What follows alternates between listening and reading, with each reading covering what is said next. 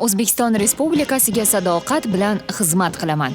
Mudofaa vazirligiga qarashli oliy harbiy ta'lim muassasalarida o'tkazilgan vatanga qasamyod marosimlarida ayni shu so'zlar yangradi. Bu marosim vatanga xizmat qilish orzusida bo'lgan yigitlar va ularning ota-onalari uchun kutilgan damlardan biri edi desak mubolag'a bo'lmaydi.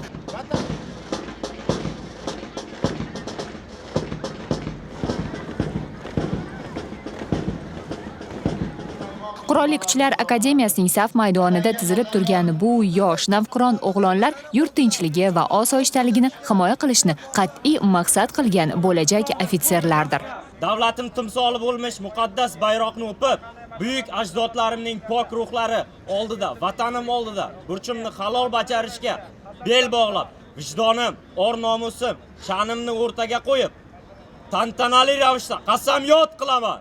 Marosimda Mudofaa vazirligining mas'ul ofitserlari, vazirlik huzuridagi jamoatchilik kengashi a'zolari, kursantlarning ota-onalari so'zga chiqib, vatanga qasamyod qabul qilgan o'g'lonlarni ushbu unutilmas kun bilan muborakbod etishdi. Xalqimiz tinchligini asrash uchun fidoyilarcha xizmat qilishlariga yuksak ishonch bildirishdi. Minglab nomzodlar ichidan saralab olingan va kursant degan nomga sazovor bo'lgan farzandning kamolidan ota-onalarning ham quvonchi cheksiz.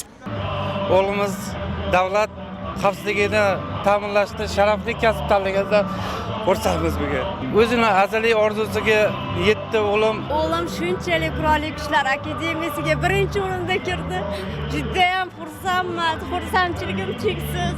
Bu shunchaki vatanga qasamyod emas, bu shunchaki tadbir emas, bu elimiz, yurtimizga bir sadoqat ramzida. Hamma sharoitlarni kirib ko'rdik. Sharoitlar juda yaxshi. 4 ta qiz, bir o'g'lim bor. Mana shu o'g'lim yakka yolg'iz bo'lishiga qaramay mana shu sohani tanladi. Men bundan xursandman. Ushbu qasamyodimiz davomida o'z zimmamizga juda katta mas'uliyatlarni, ya'ni vatanga xizmat qilish kabi sharafli mas'uliyatni o'z zimmamizga oldik. Men albatta o'ylaymanki, akademiyada yaratilgan barcha sharoitlardan oqilona foydalanib, kelgusida o'z sohasining mutaxassisi bo'lib, yetuk ofitser bo'lib yetishamiz deb va'da beraman.